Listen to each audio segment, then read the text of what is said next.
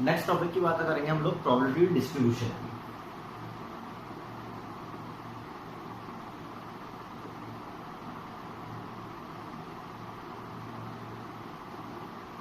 Probability distribution हम लोग ये बोल सकते हैं एनसीईआरटी के हिसाब से इंपॉर्टेंट बोल सकते हैं, मेंस और एडवांस में इसके क्वेश्चंस मैंने आज तक आते हुए देखे नहीं है। अब प्रोबेबिलिटी डिस्ट्रीब्यूशन होता क्या है, तो हम लोग ये बोल सकते हैं इन प्रोबेबिलिटी डिस्ट्रीब्यूशन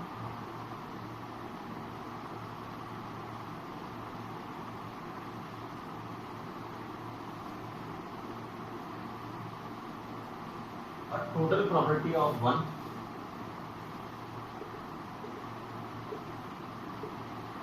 is distributed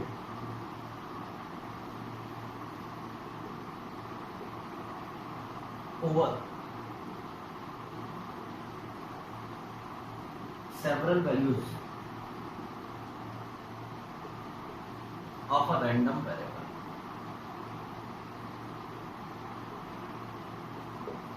हम लोग ये बोल सकते हैं उस एक्सपेरिमेंट के अंदर जो रैंडम वेरिएबल है उसकी डिफरेंट वैल्यूज को की बात करेंगे अगर हम लोग, तो ये बोल सकते हैं कि टोटल प्रोबेबिलिटी 1, उन सब के केसेस की प्रोबेबिलिटी की एडिशन करोगे तो कितना आएगा 1, क्योंकि उसके बाद जा ही नहीं सकता, तो उनको डिस्ट्रीब्यूट करना बेसिकली प्रोबेबिलिटी डिस्ट्रीब्यूशन होता है। अब प्रोबेबिलिटी डिस्ट्रीब्यूट कैसे कैसे कर सकते हैं वो हम आगे बात करेंगे, लेकिन इसके अंदर 3-4 चीजें बेसिकली आप लोगों से पूछी जाती है। उसमें सबसे पहली चीज आती है एक्सपेक्टेशन। अब एक्सपेक्टेशन होती क्या है, पहले मैं वो लिखवा देता हूँ आप लोगों को। If there are n possibilities, E1, E2, E3, in an experiment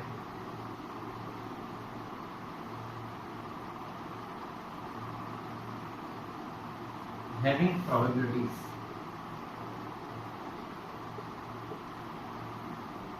P of 1, P of 2, P of 3, P of n respectively।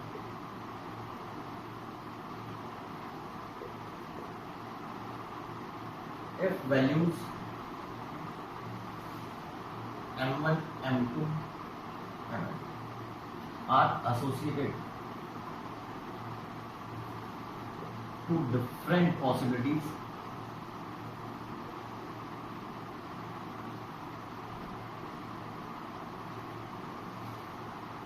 then expectation equal to sigma pi into, ये सिंपल सा एक फार्मूला होता है एक्सपेक्टेशन का।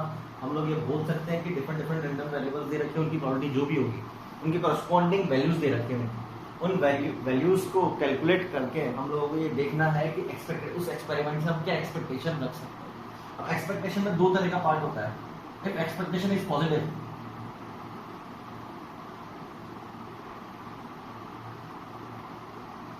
then experiment is favorable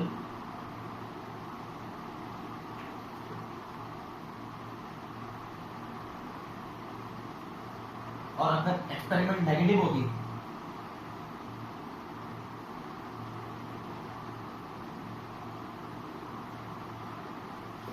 then experiment is unfavorable।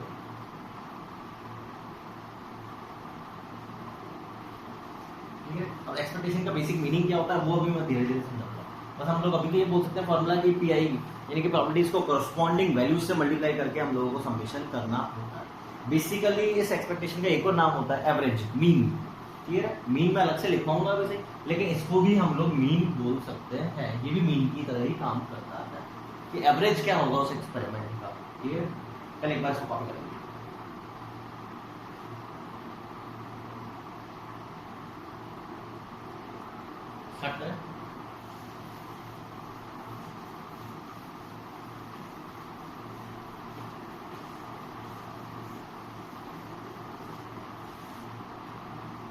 फिर दूसरे important terminology आती है मीन।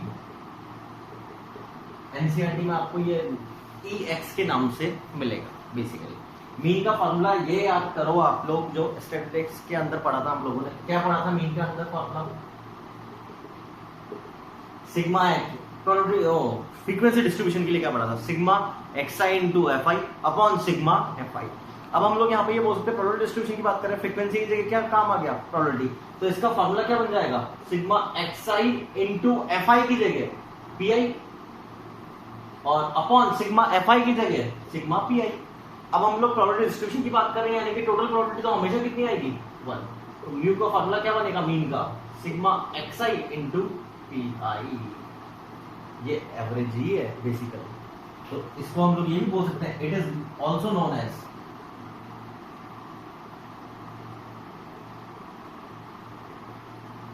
एक्सपेक्टेशन। ये तीसरी चीज आती है वेरिएंस। ये एनसीईआरटी में आप लोगों को वीएक्स के नाम से मिलेगा। अब वेरिएंस का हम लोगों ने के अंदर फॉर्मूला पढ़ा था, क्या था, sigma XI into F I square, याद आ रहा है, sigma XI square into F I, sigma XI square into F I की जगह क्या आ जाएगा, ये upon sigma F I square F I, तो इसका मतलब यहाँ पे कितना आ जाएगा, ये माइनस मीन का स्क्वायर। कोई डाउट, सिग्मा पी आई कितना है, तो इसका फॉर्मूला क्या बनेगा, sigma XI square into P I minus mu square, ये वेरिएंस का फॉर्मूला होगा। नेक्स्ट टर्मिनोलॉजी काम आती है फोर्थ, आप लोग ये बोल सकते हो मॉड, या इसका नाम होता है most probable value.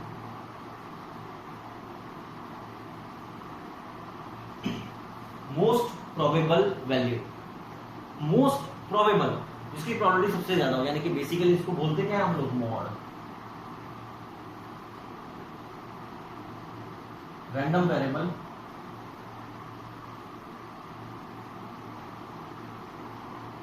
having maximum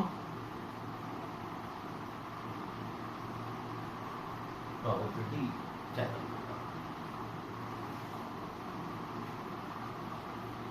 बात करें आगे हम, चलो अब हम लोग क्वेश्चन देखते हैं।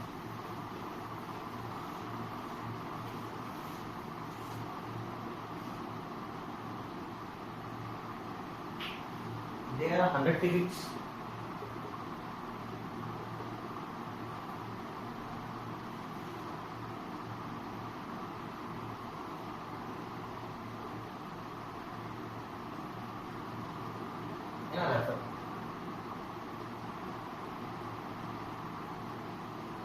रेफल्स को हम लोग ये बोल सकते हैं एक तरह से लॉटरी होती है। There is one prize for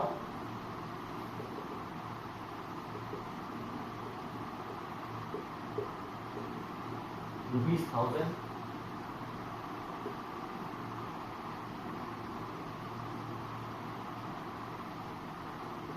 second prize of ₹500, third prize of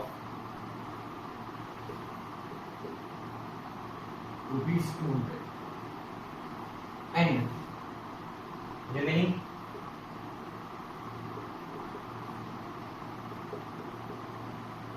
tickets are blank. Then find the expected value of one such ticket. हम लोगों को एक तरह से ये बोला गया एक लॉटरी के अंदर कितना टिकट्स हैं, 100 टिकट्स हैं। उसमें फर्स्ट प्राइस कितने का है, ₹1000 का, सेकंड प्राइस कितने का है, ₹500 का, और थर्ड प्राइस कितने का है, बोल सकते हैं हम लोग ₹200 का। बचे हुए जितने भी टिकट्स हैं वो सब कितने रुपीस के हैं, 0,000, उनके ऊपर कितना प्राइस है, 0,000। तो हम लोगों से पूछा गया कि किसी भी टिकट के ऊपर एक्सपेक्टेड प्राइस आप लोग क्या बोल सकते हो, यानी कि एवरेज कितना बोल सकते हो, ये तो बोलेंगे हम लोग बेसिकली। तो इसको करने का तरीका क्या होता है, ध्यान से सुनना है। एक्सआई, फिर उसकी प्रोबेबिलिटी और फिर उसकी value. XI first, second, third, fourth, 100 ticket तक ये दे रखा है हम लोगों को। प्रोबेबिलिटी कितनी होगी, सबकी इक्वल है, यस और नो। फर्स्ट वाले टिकट की वैल्यू कितनी है, यस 1000, सेकंड वाले की 500, थर्ड वाले की 200, बाकी सबकी कितनी है, 0, यस और नो। अब पी आई इंटू एम आई करो, ये कितना हो गया 10, ये कितना हो गया 5, ये कितना हो गया 2, बाकी सब ऐड करो। तो आंसर कितना आ गया,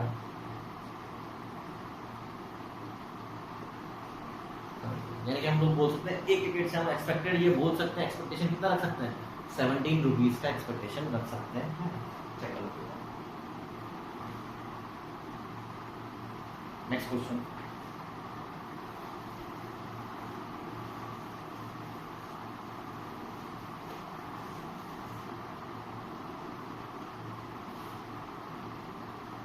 A purse contain 4 balls, each of which either red or blue. Rupees 10 assigned to red ball and rupees 20 assigned to blue ball. Then find expected value of a ball in a purse.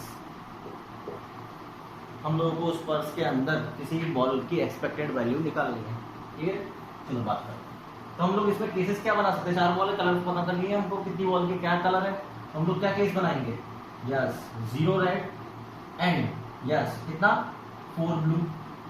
दूसरा case 1 red and 3 blue, 2 red and 2 blue, 3 red and 1 blue and 4 red and 0 blue. इनकी probability सबकी equal likely cases है, तो कितने जाएगी 1/5 1/5 1/5 1/5। अब 0 red 4 blue, तो expected value कितनी हो जाएगी, ब्लू के लिए कितना है ₹20। तो दैट मींस इसको कितनी वैल्यू असाइन हुई 80, यस और नो। इधर आओ 1 रेड यानी कि 10 और इसको 20, तो कितना हो जाएगा 70। इसके लिए 40 और 20 60, इसके लिए 20 और 30 50, और इसके लिए 0 इसके लिए तो ये 40।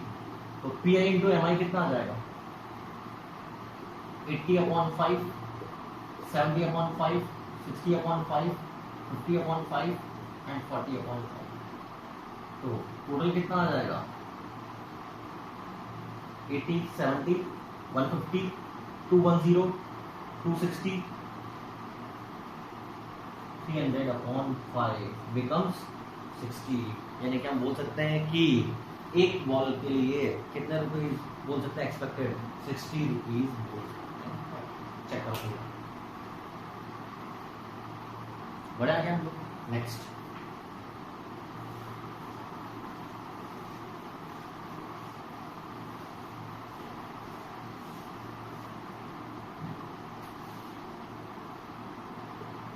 in a purse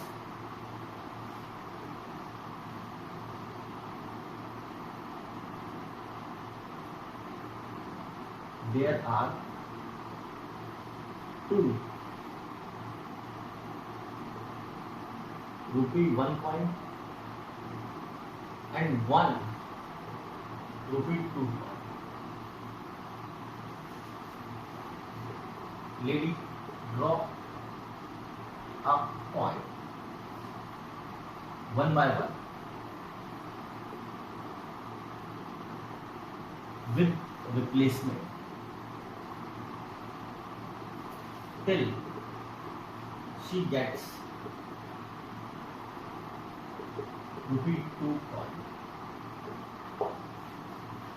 Find the expected value of the experiment.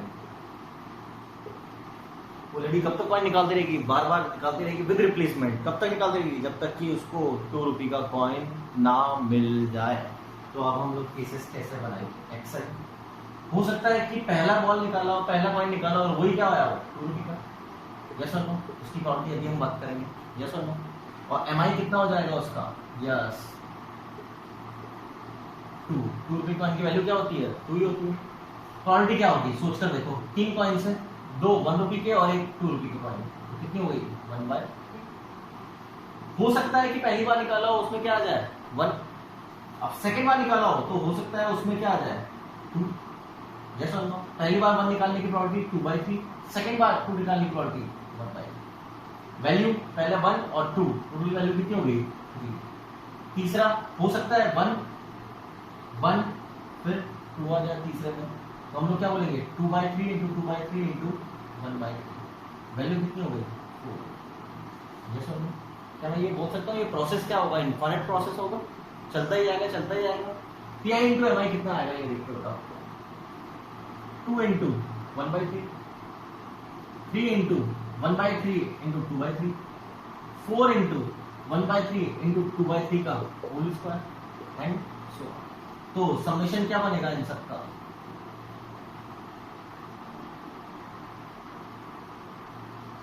Add करते हैं 1/3 कॉमन आ गया सब में से, 2 प्लस 3 इंटू 2/3, 4 इंटू 2/3 का whole square and so on. अब इसका समेशन निकालना है तो क्या हम लोग ये बोल सकते हैं कि ये एजीपी, निकालेंगे एजीपी का समेशन। पहले एक बार आप लोग इसको कॉपी करो,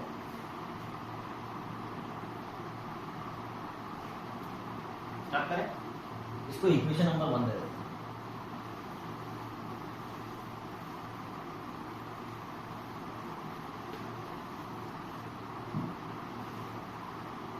सी S dash equal 2 plus 3 into 2/3, 4 into 2/3 का whole square and so.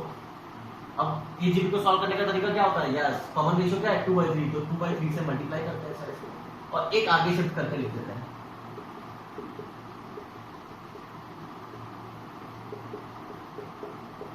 Infinite आगे की टर्म्स की लिखने की रिक्वायरमेंट नहीं है, फिर हम लोग क्या कर देते हैं माइनस, तो एस डैश अपॉन कितना बचा 3, इधर 2 2/3 2/3 का whole square and so on.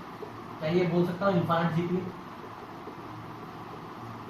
Value निकालनी आती है हम लोगों को, 2 plus a upon 1 minus r, a कितना है 2/3, 1 माइनस कॉमन रेशियो भी कितना है 2/3, 1/3 कैंसिल आउट हो जाएगा, बचेगा कितना 2, 4।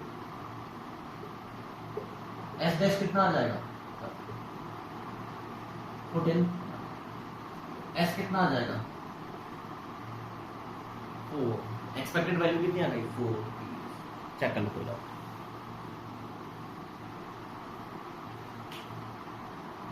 बढ़ा है हम लोग। नेक्स्ट, ये तो थे हमारे एक्सपेक्टेशंस के questions.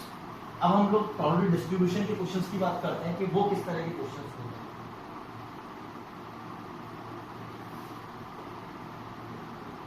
A random variable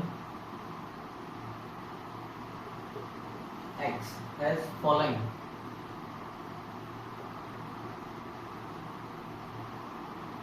probability distribution, x p of x,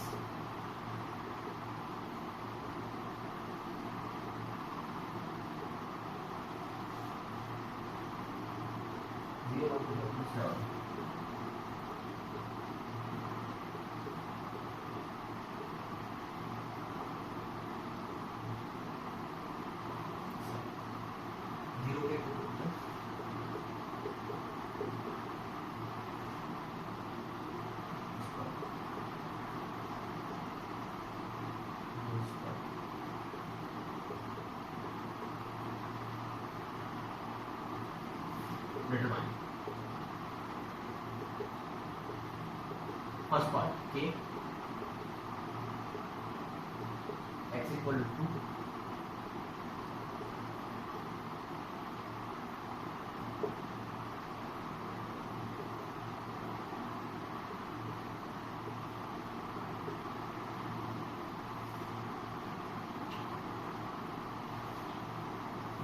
अब एक बार इस क्वेश्चन को पहले नोट कर लें।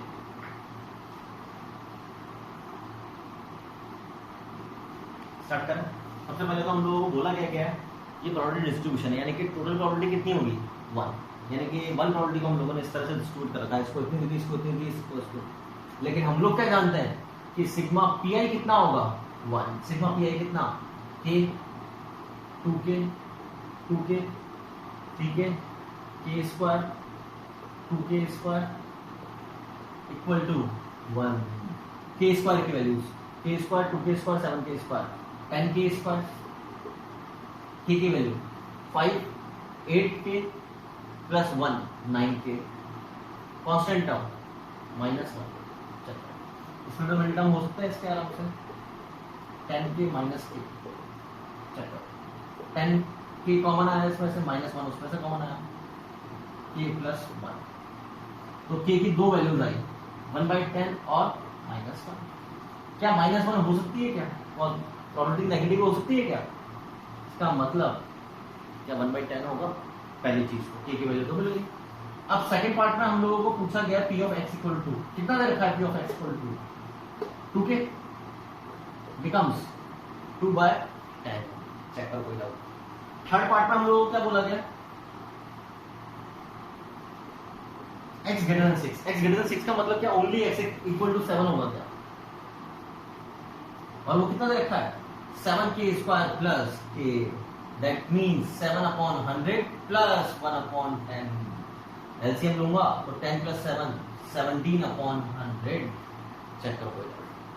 फोर्थ पार्ट में हम लोगों को ये वाला बोला गया है p ऑफ x 3 to 7 का मतलब क्या, ये होता है क्या 4 5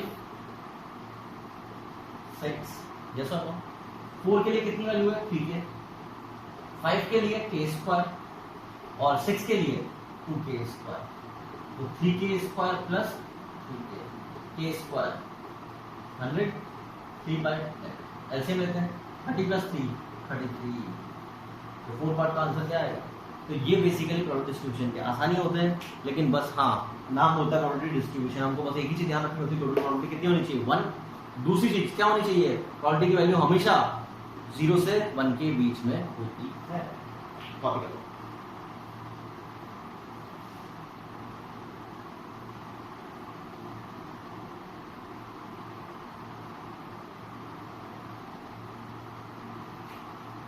स्टार्ट करें आगे, next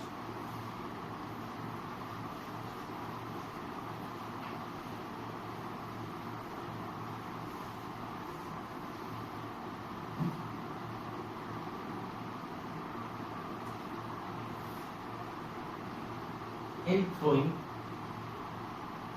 a bicycle that probability of getting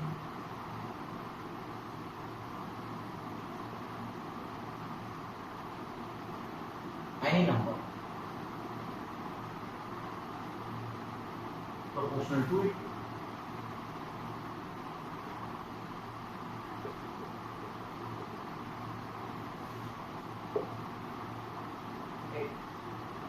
first part, right, probability distribution,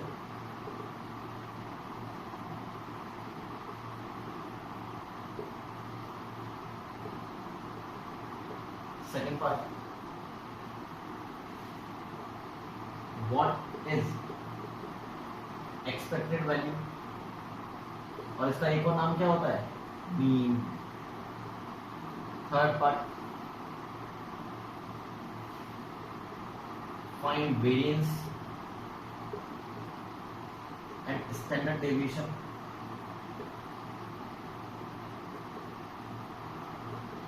fourth part, what is most probable number। बात करें आगे हम लोग।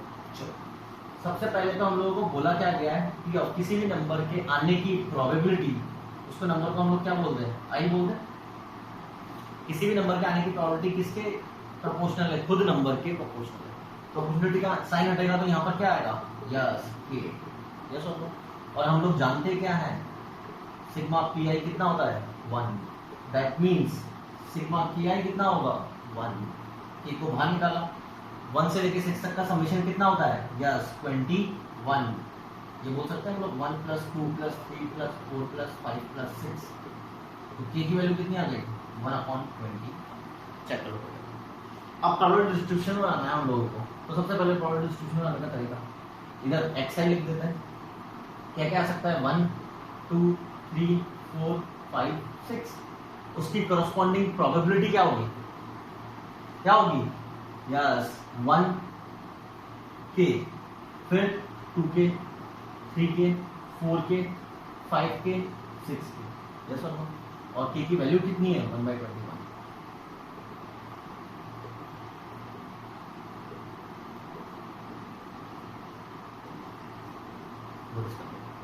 जैसे ये प्रोबेबिलिटी डिस्ट्रीब्यूशन बना दिया हम लोगों ने, डिस्ट्रीब्यूट कर दी प्रोबेबिलिटी।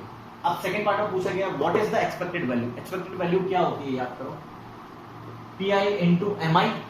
mi वैल्यू नहीं दे रखी है, देखिए कॉरस्पॉन्डिंग वैल्यू खुद ही तो हो गया ये। तो pi into mi बोले या pi into xi, तो कितना हो जाएगा? 1/21, 4/21, 9/21 और 36/21। यस और नो? तो इन सब का समेशन लिख सकते हैं हम लोग। तो 6 into 7 into 13/6 becomes 13/3। चेक, हम लोगों ने फॉर्मूला लगा दिया, कौन सा वाला? सिग्मा r स्क्वायर का, n+1 2n+1/6 और 21 तो पहले से था। चेक कर लो यार।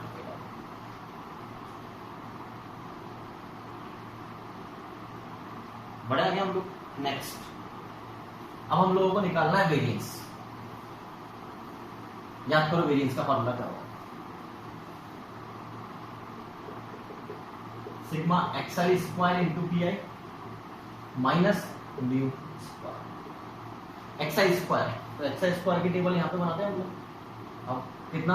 1 4 9 16 25 36। xi स्क्वायर इंटू पी, तो हम लोग ये बोल सकते हैं 1/21, 8/21, 16 4/21 और 216/21। तो यहाँ पर ये बोल सकते हैं हम लोग 1/21 का कॉमन हो गया, 1 3 2 3 अप टू 6 3 माइनस म्यू हम लोग निकाल चुके हैं कितना? 169/9। और इसका फॉर्मूला हम लोग जानते हैं 6 × 7/2 का होल स्क्वायर अपॉन 9। चेक करो कोई 3 ऊपर कितना आ गया? 9 × 49 नीचे 21 माइनस कैंसिल आउट हो गया 3 टाइम्स 7 टाइम्स। चेक करो कोई एलसीएम लेंगे 7 9 जा 63, 9 3 जा 27 × 49 माइनस 169 × 7। इसको मल्टीप्लाई करके निकाल सकते हैं। बात करें आगे हम लोग। फोर्थ पार्ट आता है, क्या बोला गया? Most probable value. किसकी सबसे ज्यादा प्रोबेबिलिटी दिख रही है? मॉड होता है क्या? या 6k, दैट इज 6। तो आंसर कितना आएगा? 6। रैंडम वैल्यू, वेरिएबल की वैल्यू होती है जिसकी सबसे ज्यादा प्रोबेबिलिटी होती है। तो रैंडम वेरिएबल कौन है? 6, यानी कि 6 के आने की सबसे ज्यादा चांसेस हैं। Most probable value. एक बार चेक कर लो।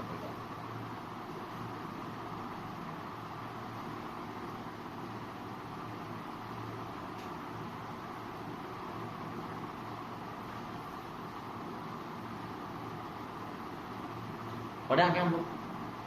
नेक्स्ट,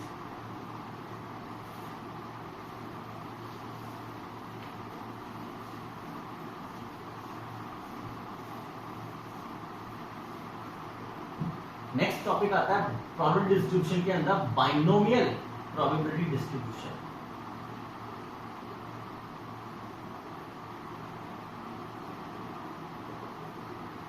बाइनोमियल प्रोबेबिलिटी डिस्ट्रीब्यूशन ये बोल सकते हो, ये इंपॉर्टेंट टॉपिक है। मेंस के हिसाब से भी मेंस में आए हुए हैं क्वेश्चन इसके। बेसिकली इसको रिप्रेजेंट करने का तरीका होता है n, p। याद है n क्या होता है? n क्या होता है? Number of trials, p probability of success. Yes sir.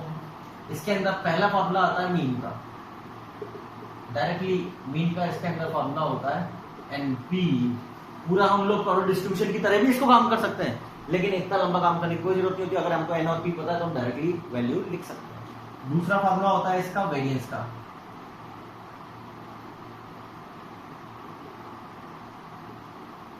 Sigma square. इसका डायरेक्ट फॉर्मूला होता है एन पी क्यू, और क्यू क्या होगा, probability of failure, that is equal to 1 minus P. तीसरा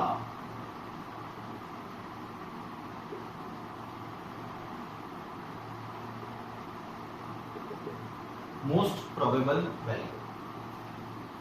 बात करें आगे हम लोग। अब बात आती है कि मोस्ट प्रोबेबल वैल्यू कैसे निकाली जाती है इसके अंदर।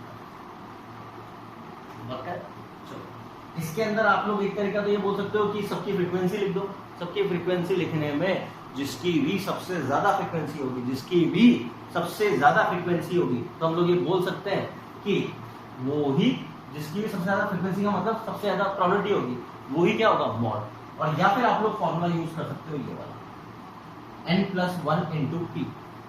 अब आपको ये ध्यान रखना है कि इसकी वैल्यू नॉन इंटीजर होती है या इंटीजर, उसके according most probable value change हो जाती है। कैसे? अगर हम लोग ये बोलेंगे कि मान लो कि इसकी वैल्यू नॉन इंटीजर है, तो वो इसके इक्वल तो हो ही नहीं सकता, तो उससे छोटी वैल्यू क्या होगा, आंसर। वो उससे छोटी वैल्यू क्या होगा, आंसर। और मान लो इसकी इंटीजर वैल्यू होती है, तो इसके इक्वल वाली वैल्यू और इससे छोटी वाली वैल्यू दोनों ही आंसर होते हैं। क्या क्या? Case 1, if is not an integer, then most probable value oblique mod equal to, ये क्या होता है, GIF, इसकी इंटीजर वैल्यू ही आंसर होगा। और अगर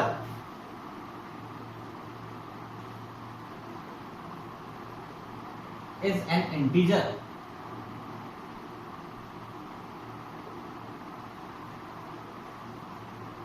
then mod equal to n+1 into p, और दूसरी वैल्यू -1, उससे छोटी वैल्यू ही मॉड होगी।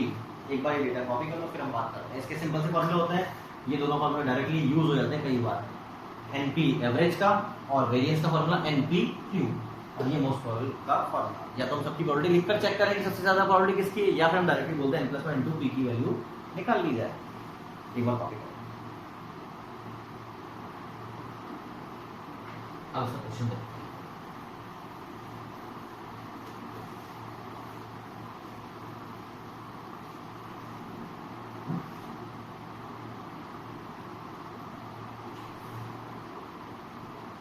A pair of die is thrown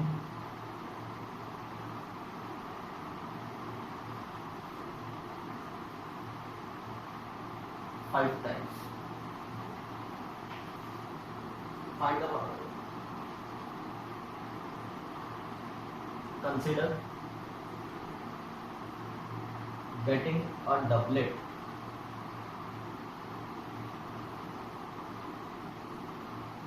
as success.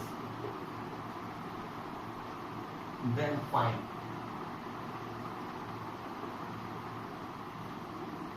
mean and variance, comma, also find most probable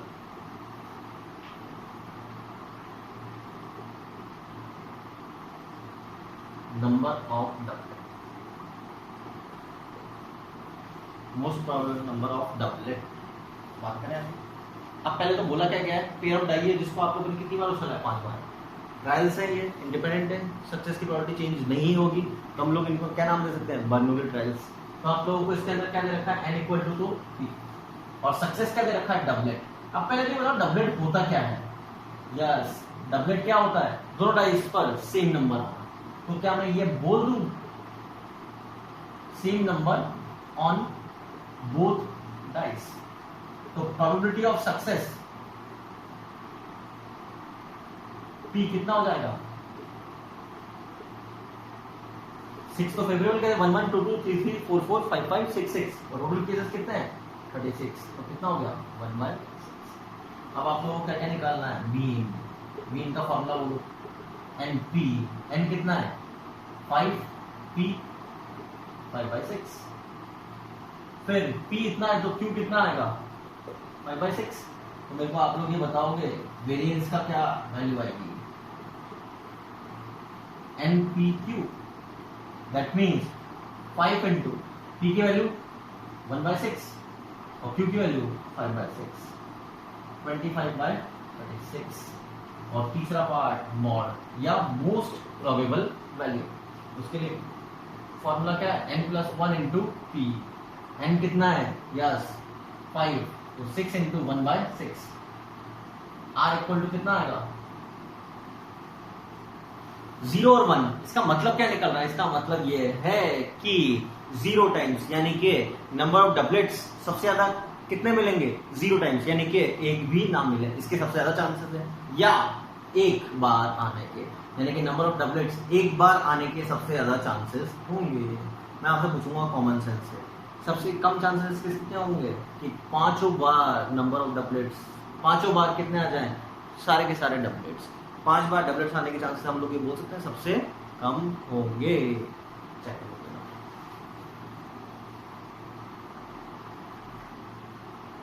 बढ़िया गया। Next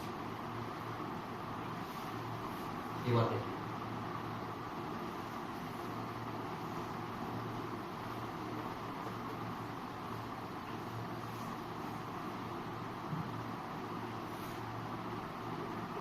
a pair of dice thrown 4 times, getting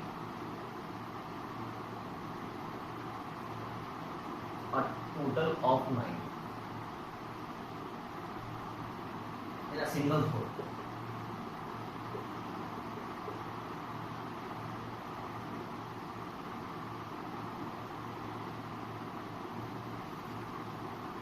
Is considered as success.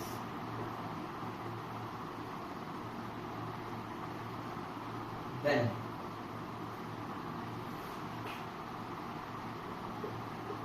write probability distribution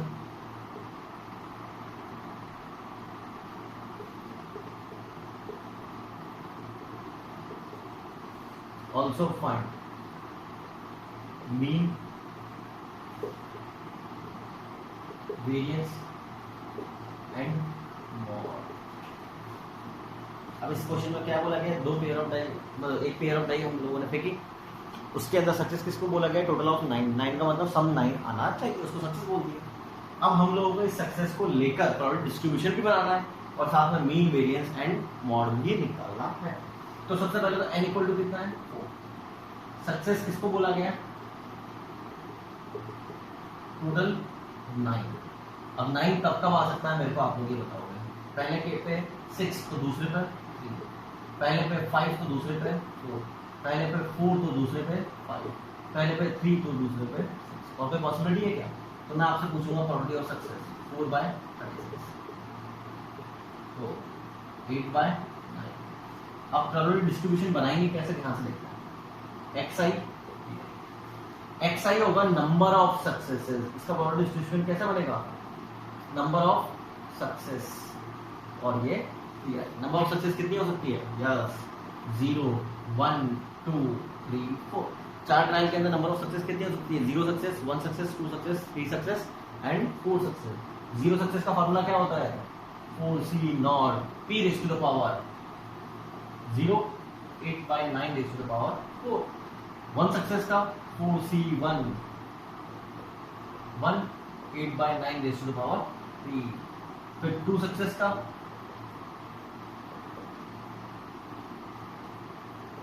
whole square, फिर 3 success का and 4 success का। अब mean निकालने का एक तरीका तो है इन दोनों को करस्पॉन्डिंग मल्टीप्लाई करेंगे और फिर एडिशन करें। इतना लंबा काम करना ही नहीं है क्योंकि बाइनोमियल है, तो मीन का फॉर्मूला डायरेक्टली कितना होगा NP 4 इंटू 1/9। दूसरा वेरिएंस का फॉर्मूला डायरेक्टली NPQ, तो 4 इंटू 1/9 इंटू 8/32 बाय, बात करें आगे मॉड। मॉड के लिए हम लोगों को क्या करना है, यहाँ पर पहले इसको कॉपी कर लो, इसको रख कर, इसको नहीं करूंगा मैं, आपको इसमें एक चीज बताऊंगा। चलो यही अब करता हूँ, क्वेश्चन को रख कर mode r less than equal to n+1 into p, n कितना है 4, 5 इंटू 1/9, 5/9, तो r कितना होगा 0, तो मॉड कितना होगा 0, यानी कि 0 सक्सेस की सबसे ज्यादा प्रोबेबिलिटी होगी। आओ इधर आओ, ये कितना है 1 होता है, ये 1 हो गया, 8⁴/9⁴, इसकी वैल्यू आओ 8 क्यूब इंटू 4, ये 8 क्यूब इंटू 8 है तो ये बड़ा हो गया, इधर आओ 8 स्क्वायर इंटू 6 वो बड़ा हो गया, 8 इंटू 4 वो बड़ा हो गया, ये 1 वो बड़ा हो गया, तो चेक कर लो वो सबसे बड़ा है। तो हम लोग ये भी बोल सकते हैं प्रोबेबिलिटी डिस्ट्रीब्यूशन करके भी लिख सकते हैं, वरना चेक कर लो।